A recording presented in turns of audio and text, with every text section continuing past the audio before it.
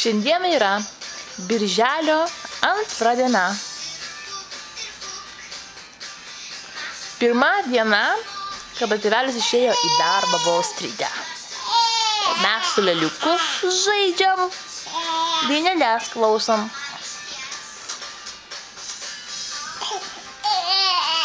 Tokį drambliukas, kodėl tu pyksti ant drambliuko? Va.